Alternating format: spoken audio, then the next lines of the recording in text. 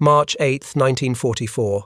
Low clouds hang over Royal Air Force Woodbridge in Suffolk, and the winter light turns the runway into a dull strip of steel. In the control tower, Flight Lieutenant Michael Reynolds lifts his binoculars and freezes. Out on the horizon, a B-17 Flying Fortress is limping home, and even at a distance it looks wrong. Two engines trail dirty smoke, the landing gear hangs at an angle that makes his stomach tighten, and the big bomber staggers toward the emergency runway, like a wounded animal that might collapse at any second. If stories like this fascinate you, and you want more real moments where human ingenuity flips the script between life and death, remember to subscribe to this channel so you do not miss the next deep dives into forgotten history. Reynolds has spent the last 4 months watching damaged bombers try to make it into Woodbridge. In that time, he has seen 184 crippled aircraft come over the trees and drop onto this long strip of concrete. 17 of those crews never walked away. He knows the look of a bad approach, and this one makes his blood run cold. One of the main tires was shredded by flak fragments over Bremen, and now it hangs beneath the wing like a torn rag. The bomber is coming in hot, far too hot. Standard approach speed for a Flying Fortress is around 110 miles per hour on final, but this machine looks closer to 145, maybe even 150. Worse, it is not sinking on a gentle glide path. It is coming in almost flat level with the horizon, as if the pilot intends to fly straight through the runway instead of landing on it. Training and instinct snap together in Reynolds' mind. A heavy bomber this fast with a bad tire and twisted gear is a recipe for disaster. He grabs the radio handset, eyes still locked on the black shape hurtling toward the threshold. His voice is sharp, controlled but urgent as he calls the Fortress on approach and tells the pilot that he is far too fast, that he must pull up and go around. The radio stays dead. The bomber keeps coming. As it roars over the outer markers, Reynolds guesses the speed at roughly 155 miles per hour, dangerously beyond safe limits. Every lesson from 2 years of emergency operations screams the same conclusion. In a few seconds, this aircraft will dig in and cartwheel down the runway in a rolling fireball. But that is not what happens. At roughly 20 feet above the tarmac, just when any sane pilot would be easing the aircraft into a gentle flare, the man in that cockpit does something Reynolds has never seen in his entire career. The throttles go from roar to silence in one brutal motion. All 4 engines drop to idle. At the same instant, the pilot hauls the control yoke hard into his chest. He is not trying to smooth the airplane onto the runway. He is deliberately forcing the B-17 to stall, to stop flying completely at an altitude where every manual says a stall means certain death. The results are violent and precise at the same time. The big bomber hangs for a heartbeat as the airspeed bleeds away, then the stall warning horn screams and the wings quit. The aircraft simply drops. No graceful flare, no lingering float. 36,000 pounds of airplane falls straight down like a stone. The impact is like a controlled explosion. The landing gear slams into the concrete, taking a massive vertical load that should by rights snap something but somehow holds together. The aircraft bounces once hard, then settles. Screeching tires, smoke, and the smell of burned rubber follow as the pilot rides the Fortress to a stop in less than 2,000 feet. In the tower, Reynolds lowers his binoculars. His hands are shaking. He has just watched what looks for all the world like a controlled crash executed on purpose.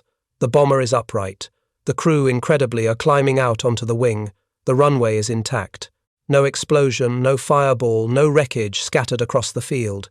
Word of the maneuver will spread quickly among controllers across England. They will give it a name that sounds simple but hides the sheer nerve behind it, the power-off stall landing. Over the next 15 months, that strange, brutal way of landing will save hundreds of aircraft and thousands of lives. But there is a problem. Everything every pilot has ever been taught says that deliberately stalling a heavy bomber at low altitude is a form of suicide. At flight schools from Texas to Kansas, instructors drill into young airmen that a low-level stall is the most common killer in aviation.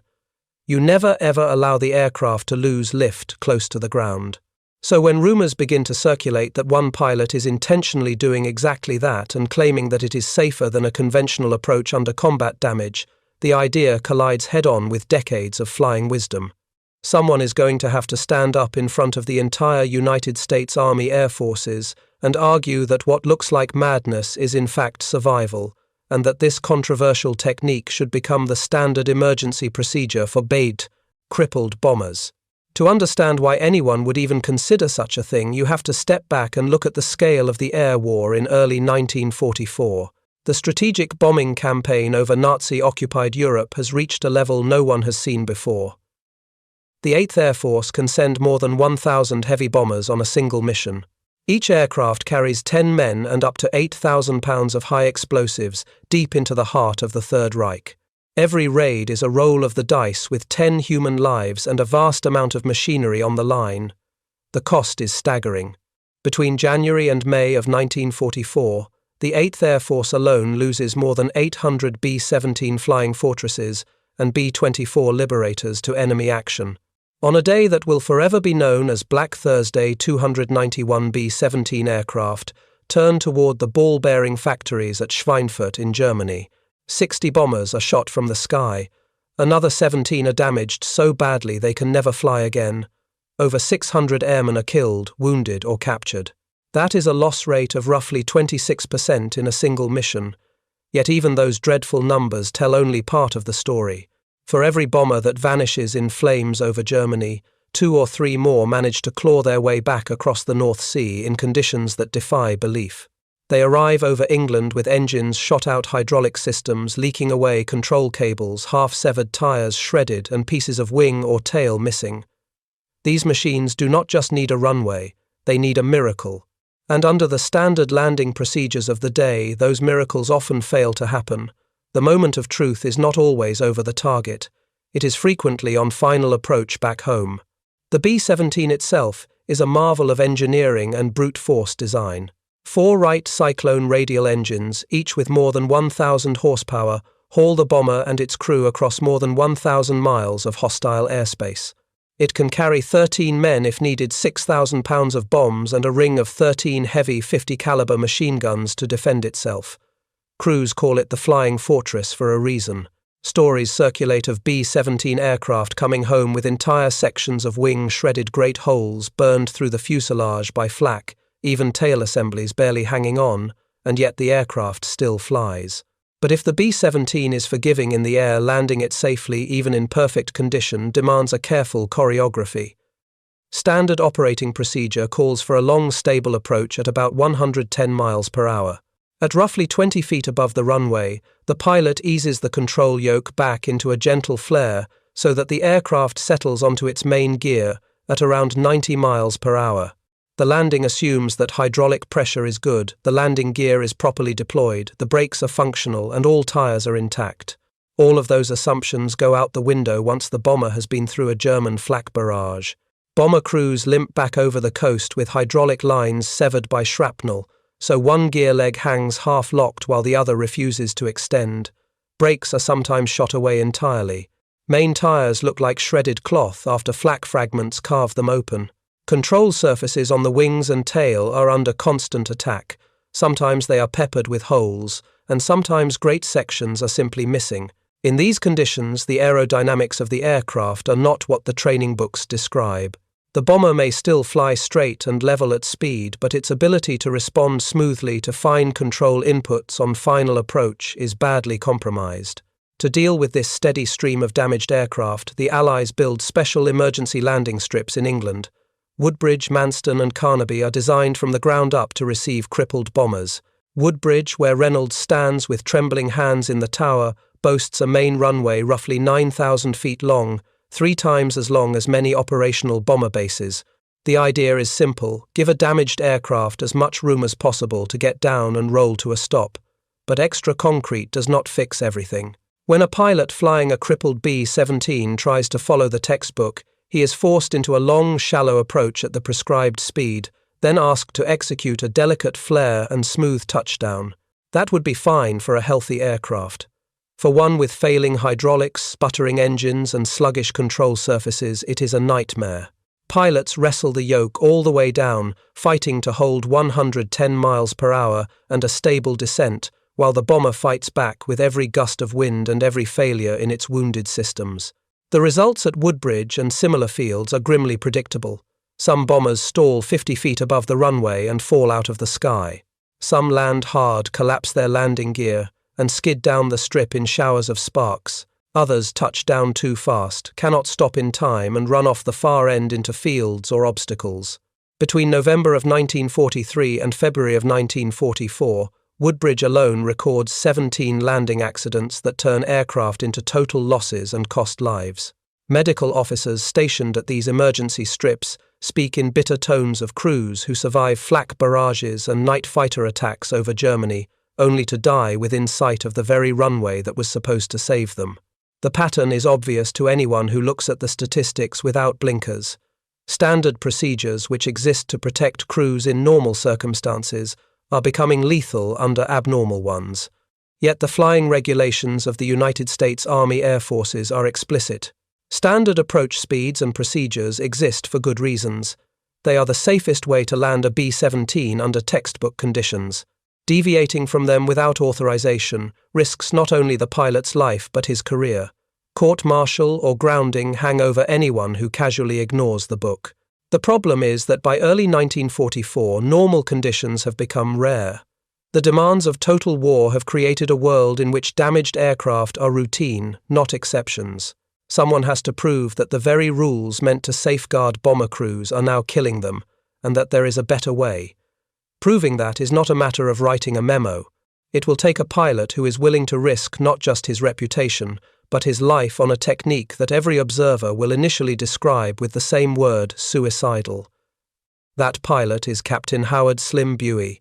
On paper, he is an unlikely candidate to revolutionize anything.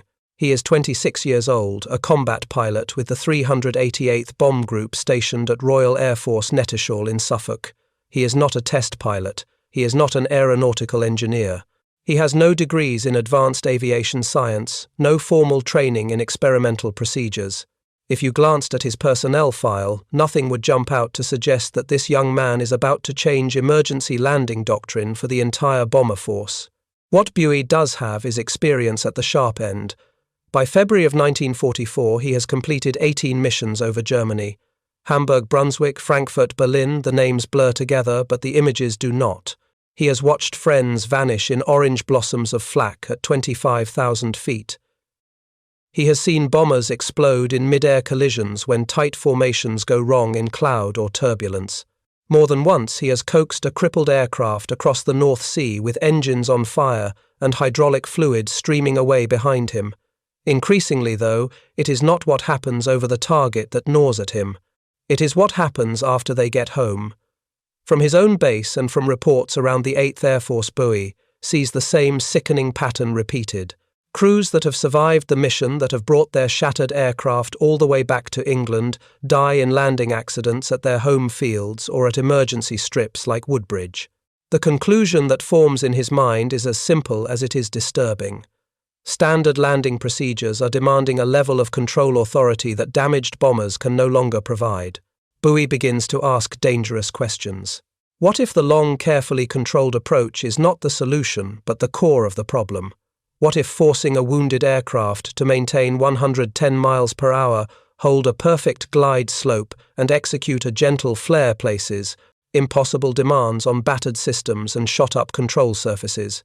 Is there a way to get a crippled bomber onto the ground quickly with less time for engines to fail, completely less time for hydraulics to leak away, and fewer seconds in which a gust of wind or a sudden loss of lift can flip the aircraft into disaster? The idea that will become the power-off stall landing crystallizes in a conversation late in February with his flight engineer. They are talking about an emergency landing the engineer witnessed. A B-17 with badly damaged hydraulics tried to touch down using standard procedures. Instead of settling smoothly, the bomber hit bounced back into the air still at flying speed, then slammed down again. Each impact twisted the gear a little more, worsened the damage until finally the landing gear collapsed and the aircraft cartwheeled off the runway. 3 crewmen died in the wreck. The engineer explains that the bouncing happened for a simple reason. The aircraft still had enough lift and airspeed when the wheels first touched that the wings tried to keep flying. The runway became a trampoline instead of a destination. Buie listens carefully, then asks 4 words that change everything. What if it did not? The engineer looks at him as if he has lost his mind and answers that in that case the aircraft would simply fall. Exactly, Bui thinks. If you can control when and how the fall happens, you might be able to take away the bounce, take away the long seconds of fragile, unstable flight near the ground, and replace them with a single controlled impact that the bomber is strong enough to survive. It is a theory that runs straight against everything he has been taught, but the evidence of the wreckage fields and casualty reports is staring him in the face. The only way to know if his logic holds is to test it not in a wind tunnel or on a blackboard, but in a real B-17 with real lives at stake. The engineer's words lingered in the cramped cockpit long after the conversation ended. If the aircraft did not have flying speed, it would simply fall. To anyone else, that sounded like a warning, a guarantee of disaster. But to Captain Howard Buie, it was clarity. It was the missing piece. The fall itself was not the danger. The danger was an uncontrolled fall at the wrong moment, with the wings still half-generating lift, with the aircraft still fighting the pilot. If he could force the fall at precisely the right height and in exactly the right attitude, then perhaps the landing would not be a chaotic, bouncing nightmare at all. It would be brutally simple: drop, absorb, stop. In that instant, Buie understood that the key was not preventing the fall, it was choosing it. With the idea crystallized, he wasted no time. On the morning of February 23, 1944, he approached his squadron commander, Lieutenant Colonel William Creer. Creer had lost 7 aircraft in landing accidents in only 3 months, and those losses weighed heavily on him. When Buie explained that he wanted to conduct a controlled test flight to practice emergency procedures, Creer studied him for a long moment. Something in the young captain's voice, or perhaps the memory of broken aircraft scattered at the end of botched landings, convinced him. He granted permission and assigned Buie a war-weary B-17 that had been removed from combat duty after sustaining battle damage. It was perfect for what Buie intended. If the test went wrong, no operational aircraft would be lost. Buie lifted the bomber into the cold English sky and climbed to 5,000 feet. The engines drummed steadily, the countryside spread out below, and in the right seat his co-pilot, Lieutenant James Kirkland, glanced over with a mixture of trust and unease. They both knew what the manuals said. They both knew what instructors drilled into trainees. Stalling an aircraft close to the ground was the single most common cause of fatal accidents in aviation. Yet here they were climbing to altitude so that Buie could deliberately do the very thing he had sworn never to do. The captain leveled off, configured the aircraft for landing, reduced power, and eased the nose down. Then, with the runway far below and the stake of their lives hanging on his judgment, he pulled the throttles to idle and hauled the control yoke back. The bomber shuddered. The stall horn wailed. The wings lost their grip on the air, and the aircraft dropped like a brick. Kirkland's knuckles whitened. Buie pushed the nose down at 100 feet and re-established lift just in time to recover. The bomber leveled out engines, roaring as he brought it safely back under control. His heart hammered against his ribs. The idea was dangerous, yes, but it behaved exactly the way he expected, and that meant it could be tested again. On the next attempt, he repeated the configuration but waited until 100 feet to induce the stall. The drop was violent. The aircraft sank so quickly that recovery became almost impossible, and for a split second they were both certain the bomber would punch into the ground. Buie recovered by instinct, pulling the bomber out a mere breath above the fields. They tried again. At 50 feet, the stall was more manageable but still far too high. Too much altitude remained to lose too much time for something to twist or break or fail. The 4th test came at 30 feet. This time the bomber dropped hard and Buie recovered only 10 feet above the ground. Better, but not ideal. It proved what he suspected: the stall point had to be extremely low and combined with a faster approach. So Buie changed tactics entirely. On the next run, he brought the B-17 in at 140 miles per hour, nearly 30 miles per hour above standard speed. He kept the power steady until the runway rushed beneath them and the threshold passed in a blur. At 20 feet, he chopped the throttles to idle and yanked the control yoke into his stomach. The bomber reacted instantly. The wings quit flying. Airspeed vanished. The entire aircraft seemed to pause and then dropped straight down in a perfectly level attitude. the landing gear slammed into the concrete with a brutal but steady force. The bomber bounced only once settled and rolled to a stop in under 2,000 feet. When silence finally filled the cockpit, Kirkland stared at him with wide eyes and said it was either the craziest thing he had ever seen or the smartest. Buie only replied that they needed to find out which. Over the next 3 days they ran test after test. They refined everything. They found that the ideal approach speed lay between 135 and 145 miles per hour. At that speed, even a damaged bomber still retained enough control for the pilot to line up the approach. They discovered that all 4 engines had to be pulled back to idle at exactly the same instant, otherwise asymmetric thrust would twist the bomber sideways at the moment of stall. They learned that the yoke pull had to be aggressive, not gentle. A soft flare would not stall the aircraft quickly enough. And most importantly, they confirmed that the fall from roughly 20 feet created a vertical sink rate the gear could survive. The method worked because it removed every variable that killed damaged bombers in conventional landings. There was no long descent giving engines and hydraulics extra seconds to fail.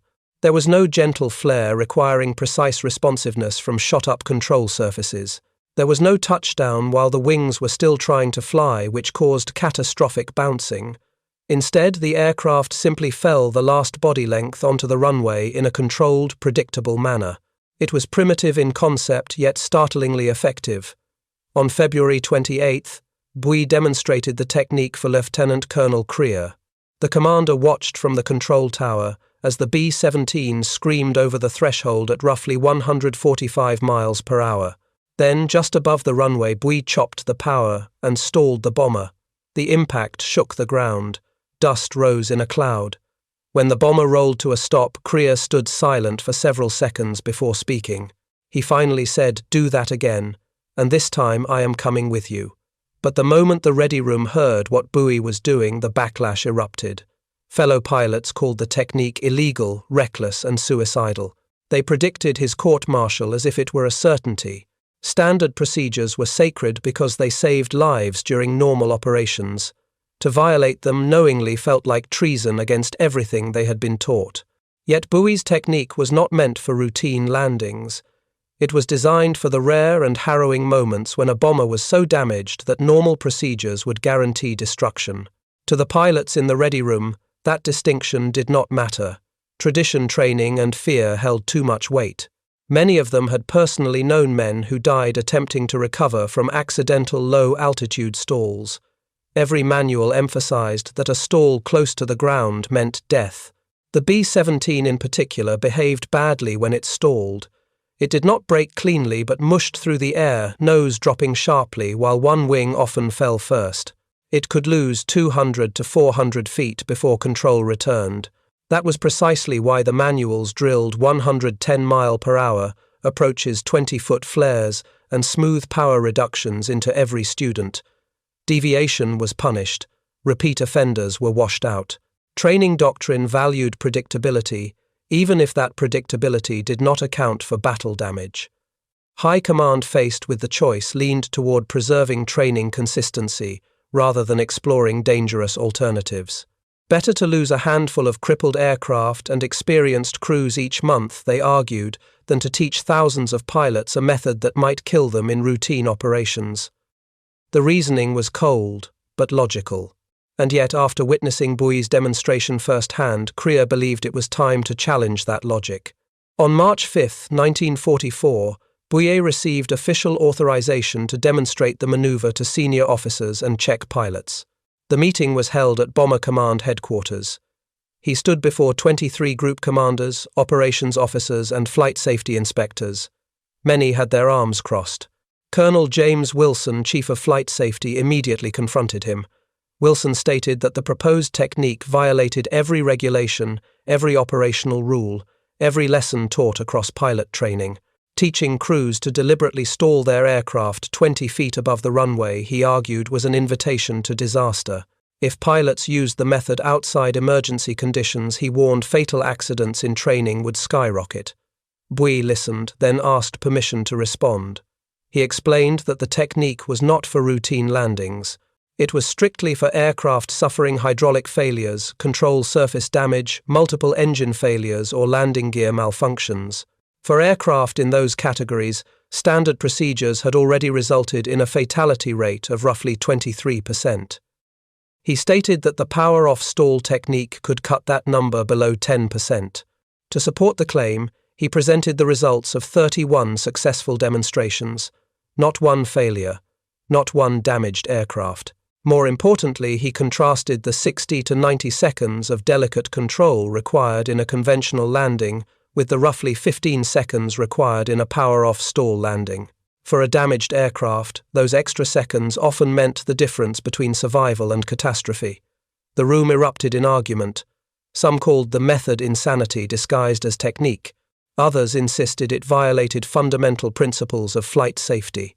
Then Brigadier General Frederick Castle spoke. Castle had lost 11 bombers in landing accidents in only 4 months. He stated plainly that the current procedures were designed for undamaged aircraft, not for the machines limping home from Germany. Bowie, he argued, had created a method that matched the actual realities of combat. That comment shifted the entire debate, but the struggle was far from over. General Castle did more than simply defend a daring young captain. He reframed the entire question in terms that no one in that room could ignore. The procedures enshrined in thick manuals and training syllabi, he pointed out, were designed for healthy aircraft returning from routine sorties. They assumed all 4 engines delivering steady thrust, hydraulics holding pressure, landing gear locking symmetrically, and control surfaces answering to the slightest touch. That was not the world his bomber crews lived in anymore. Every week, battle-damaged aircraft limped back across the channel, with holes torn in wings, oil streaming from engines and tires shredded by flak. In that world, a technique that looked outrageous in a classroom might be perfectly suited to reality on the runway. It was a subtle but profound shift. Instead of asking whether Bowie's maneuver fit the book, Castle asked whether the book still fit the war. He described the return of crippled formations. The desperate radio calls the fire trucks racing to the far ends of runways when pilots misjudged their approach by only a few knots or a few feet. Against that background, the power-off stall landing did not look like madness. It looked like an attempt to solve the actual problem the crews were facing. Current procedures were optimized for undamaged aircraft, he said calmly. Captain Bowie's method was clearly optimized for the actual state of bombers coming home from deep inside Germany. Colonel Wilson listened jaw tight and then made his counteroffer. He would not give Bowie a blank check, but he would give him a chance. Conditional approval came with a list of demands. Bowie would need to perform 50 more successful demonstrations without incident. Formal training protocols would have to be written detailing every parameter, approach speeds, throttle positions, stall altitudes, and gear inspections. Clear restrictions would specify that the technique was for emergency use only on combat-damaged aircraft. Finally, Wilson made one more condition unmistakably clear. The first fatal accident traced to misuse of the maneuver would end the experiment immediately. Bowie accepted without hesitation. Over the next days and weeks, he flew demonstration after demonstration. Czech pilots climbed into the cockpit beside him, skeptical at first, then silent as the bomber dropped from 20 feet and thumped onto the runway, stopping well short of the markers. Ground observers took measurements. Engineers watched for signs of structural fatigue in the landing gear. Senior officers who had arrived, convinced they were about to watch an execution, instead walked away, shaking their heads in reluctant admiration. The data built up like layers of armor. Each successful landing under controlled conditions made it harder to dismiss the technique as a freak stunt. Finally, on March 19, 1944, the 8th Bomber Command issued Technical Order 123. On paper, it looked like one more dry document in a war that produced mountains of paperwork. In practice, it was a quiet revolution. The power-off stall landing was now officially authorized as an emergency procedure for combat-damaged B-17 aircraft at designated airfields such as Woodbridge, Manston, and Carnaby. The real test, however, would not come in controlled demonstrations over quiet English countryside. It would come when a shot-up bomber staggered home with systems failing and a crew staring down at one last chance. That test arrived only 3 days later. A B-17 approached Woodbridge with both main landing gear tires, blown-out hydraulics leaking fast, and the risk of a catastrophic overrun growing by the second. Under old procedures, the pilot would have tried to nurse the bomber through a long, fragile approach and pray the gear held together. Instead, he was cleared for a power-off stall landing. He came in hot, chopped the throttles at roughly 20 feet, hauled back on the yoke and let the bomber drop. The aircraft hit hard, but it did not bounce or cartwheel. It slammed down, stayed down, and rolled to a stop with the crew climbing out unhurt. It was the first of hundreds. From that point on, the story of the power-off stall landing was no longer just about one inventive pilot and a handful of sympathetic commanders. It became part of a larger narrative about forgotten heroes and unsung innovations. The men who devised and refined such techniques did not always receive medals or headlines, yet their ideas quietly saved more lives than many celebrated victories. They lived in the narrow corridors between flight and failure, and they found ways to push those walls outward. Engineering analysis carried out by test pilots and technical staff at Wright Field helped explain why Buoy's method fit damaged aircraft so well. Conventional landings required a bomber to maintain precise control over a span of 60 to 90 seconds between turning onto final and touching down. During that long window, a crippled aircraft had to keep at least 110 miles per hour, keep a stable descent rate, and respond to small adjustments in pitch roll and yaw. Engines had to hold power, hydraulics had to keep pressure, control surfaces had to answer the pilot's touch. For battle-scarred bombers, that was asking a lot. In contrast, the power-off stall landing compressed the most critical part of the approach into a tiny slice of time. The aircraft was configured for landing earlier at higher altitude where there was still room for minor corrections. The actual approach was flown hot and fast in a regime where even damaged control surfaces tended to respond more reliably. Then at the last moment, everything happened almost at once. Throttles closed. Yoke came back. Lift vanished. Impact followed. Instead of gambling on a long, tense descent in which some failing component might finally give up, the technique demanded firm control only for the final 15 seconds or so. From an engineering standpoint, the hard impact was not a flaw but a feature. Under normal circumstances, pilots were taught to avoid dropping the aircraft onto the runway. Smoothness was prized. In Buoy's system, smoothness was sacrificed in favor of certainty. A bomber that struck the concrete once and stayed there was far safer than one that touched lightly, bounced back into the air still at flying speed, and then smashed down again out of phase with its own weight and lift. The one thing a crippled aircraft might not survive was being forced to try again. Crucially, the B-17's landing gear had been designed with a significant safety margin. Test data showed that it could withstand vertical loads equal to roughly 10 feet per second without structural failure. A controlled stall from around 20 feet produced a sink rate of about 8 feet per second. That was rough, but still inside the envelope the gear could handle. As long as the structure had not already been fatally weakened by battle damage, the landing would hurt, but it would hold. The abstract numbers and diagrams became real on a spring day in May 1944. Captain Robert Rosie Rosenthal of the 100th Bomb Group, flying a B-17 named Rosie's Riveters, was returning from a mission to Berlin. His aircraft had been chewed up by flak and fighters. One engine was a mess of twisted metal trailing smoke and oil. The hydraulic system was bleeding out. The right main landing gear tire had been shredded. He radioed ahead to Woodbridge, declared an emergency, and was cleared for a power-off stall approach. Rosenthal brought the bomber in at roughly 142 miles per hour. In the right seat, his co-pilot, Lieutenant Sam Turner, called out the altitudes in a steady rhythm: 50 feet, 40, 30, 20. At 18 feet, Rosenthal closed his throttles and pulled the yoke into his chest. The heavy aircraft stalled, dropped, and slammed onto the runway. The ruined tire exploded completely on impact, but the landing gear legs themselves held. The Fortress veered slightly to the right. Rosenthal, corrected with rudder, kept the aircraft straight and rolled to a stop in roughly 2,000 feet. 10 men climbed out alive. Later, in a post-war interview, Rosenthal was blunt. Under standard procedures, he believed they would have died. Their hydraulics were failing so quickly that a long, gentle approach would have run out of system pressure before they touched down. The power-off stall landing got them on the ground before everything quit. For his crew, the difference between following the book and following Buoy's method was the difference between walking away and becoming one more burned scar at the end of a runway. Rosenthal's experience was not unique. Between March and August of 1944, Royal Air Force Woodbridge recorded 127 emergency landings that used the power-off stall technique. Of these, 119 ended with the aircraft on its wheels, or at least intact, and no crew fatalities. That was a success rate of about 94%.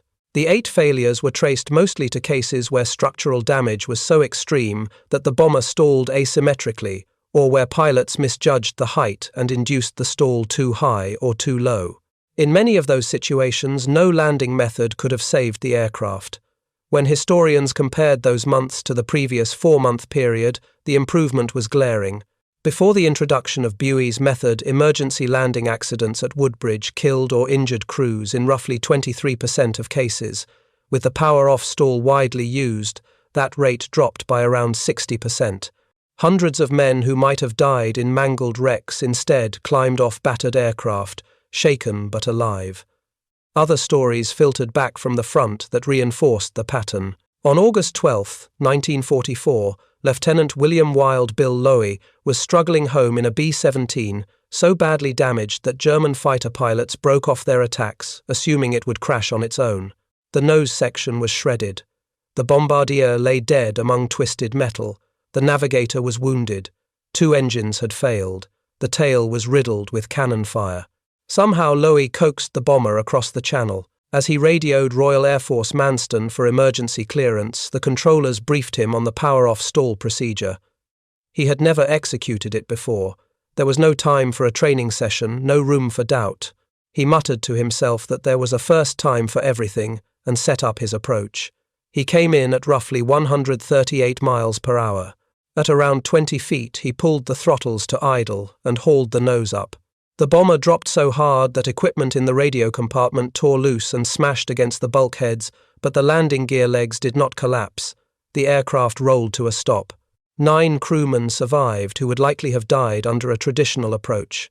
Lowy later received the Medal of Honor primarily for the courage he had shown over the target, but the official citation included a single telling line about his skillful emergency landing, preventing further loss of life. While Allied crews were learning to trust the new technique, their enemies were seeing only the results and could not make sense of them. Interrogation reports from captured Luftwaffe pilots and reviews of their diaries hint at a growing frustration. One veteran fighter pilot, Klaus Faber, told his captors that once American bombers made it back to England, they seemed to land successfully no matter how damaged they were. German crews would pour cannon shells into a B-17, watch it fall out of formation trailing smoke, and assume it was finished. Then reconnaissance or later intelligence would show that the same aircraft had somehow landed. It was, he admitted, demoralizing. Another pilot, Heinz Konoka, wrote in his diary that attacking B-17 formations was like trying to embrace a porcupine that was on fire. The defensive firepower was fearsome, but what truly undermined morale was the knowledge that even the bombers they believed to be fatally wounded often came home.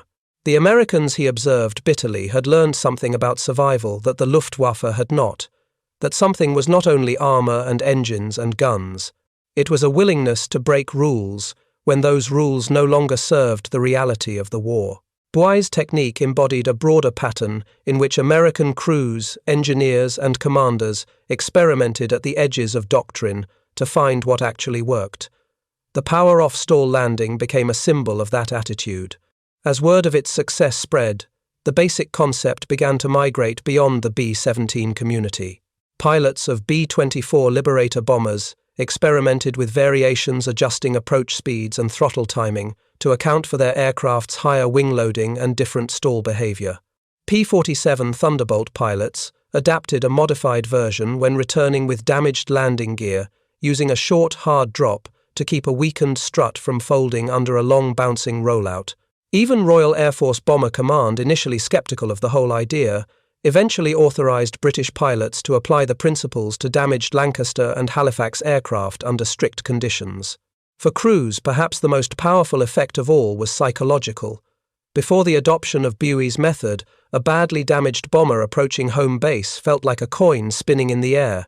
One bad gust, one last failure in the hydraulics, one misjudged flare, and a crew that had survived flak and fighters would die within sight of the runway. After the power-off stall became part of emergency doctrine, those same crews had something else, a last-ditch, brutally simple option. If they could keep the aircraft flying straight and controllable long enough to reach 20 feet, they could stall, it hit hard, and trust the gear to take the blow. It was not pretty, it was not smooth, but as long as the legs stayed under them, they would walk away. Large-scale wartime data soon confirmed what eyewitnesses and engineers had already begun to suspect: the power-off stall landing was not merely clever or lucky, but transformative. Across the 3 major emergency airfields in England, a staggering total of roughly 2,400 damaged bombers attempted landings during the final stretch of the European Air War. Careful study revealed that about 2/5 of those crews chose the new method either because their aircraft were too mangled for a conventional approach or because they had been briefed on the surprising success of Bowie's peak demonstrations. When historians compared casualty rates before and after the adoption of the technique, the contrast was startling. Where older methods produced nearly 1/4 fatality rates, the new approach cut that figure by more than half. When applied to the immense volume of emergency landings, those percentages translated into between 500 and 800 living, breathing airmen who would not otherwise have survived. These numbers were not abstractions. They represented fathers, brothers, and sons who returned home rather than being buried in the soil of their own airfields. The narrator of the story framed this revelation not as an isolated miracle, but as part of a larger tapestry of forgotten innovations born in the crucible of war. He urged viewers to support the telling of these histories, reminding them that many of the men whose ideas shifted the course of combat quietly returned to ordinary lives with little recognition. Their breakthroughs shaped the battlefield and in many cases reshaped peacetime aviation, yet their names faded into footnotes or were lost altogether. Bowie's story fit perfectly into this theme, a young pilot defying doctrine to solve a problem no one else had fully acknowledged. After completing his grueling tour of 25 combat missions, Bowie returned to the United States. Instead of seeking the limelight or pushing for a prestigious assignment, he quietly immersed himself in teaching the next generation of B-17 pilots. In the training fields of Idaho and Kansas, he demonstrated the power-off stall landing to wide-eyed trainees who had yet to fly into combat. He taught them not only the mechanics of the maneuver, but the reasoning behind it, that a pilot's responsibility was to understand the aircraft's realities, not merely to repeat procedures. His contributions were recognized formally when he was awarded the Distinguished Flying Cross. The citation praised his development of emergency procedures that had saved many lives, though it diplomatically omitted the fact that he had developed those procedures by breaking rules nearly sacred to the air forces. As the conflict wound down and the service transitioned into the newly created United States Air Force, Bowie remained in uniform. He served quietly, diligently, and without any desire for fame. He rose to the rank of lieutenant colonel before retiring in the early 1960s. Through all those years, he never sought attention for his innovation.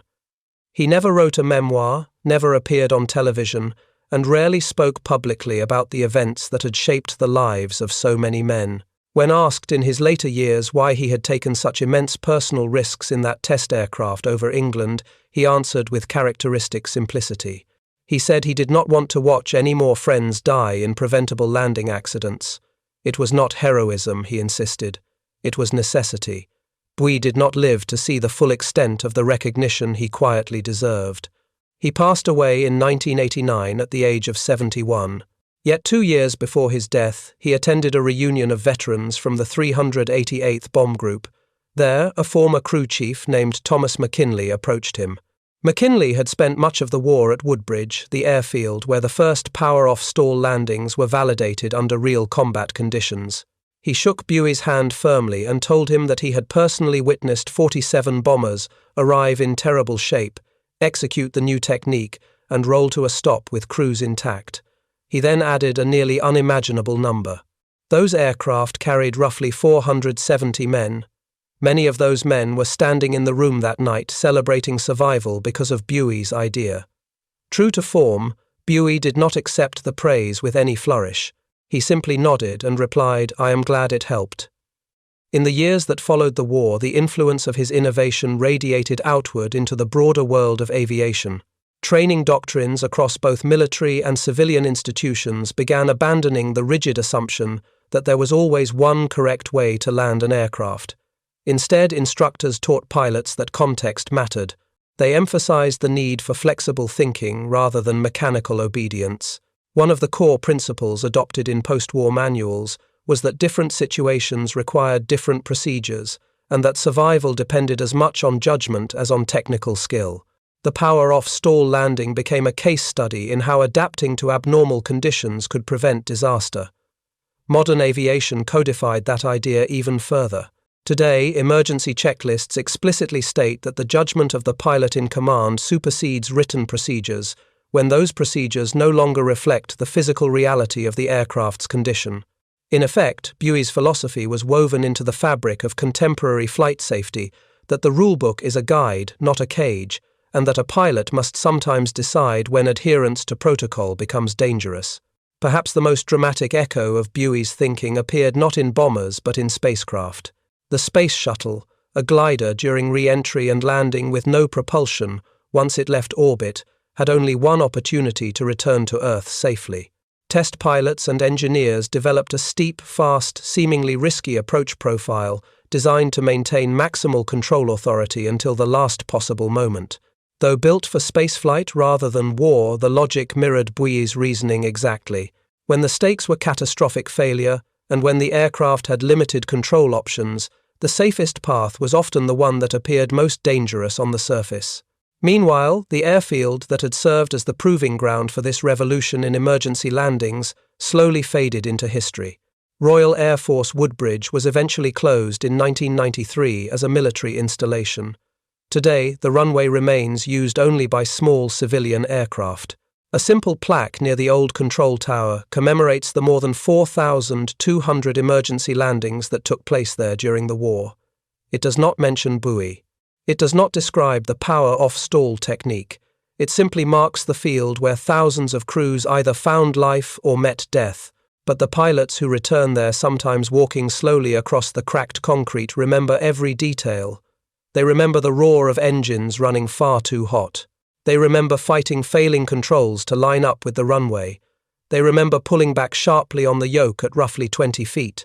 They remember the bone-jolting impact, the sudden stillness, and the overwhelming realization that they had survived.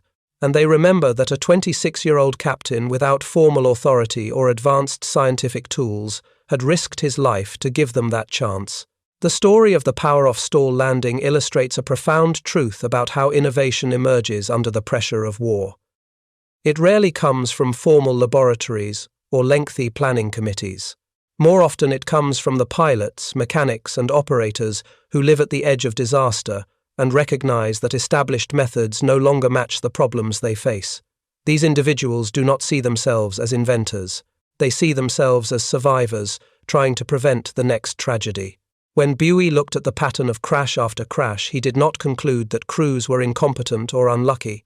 He concluded that the underlying assumptions of the landing procedure had become fatal.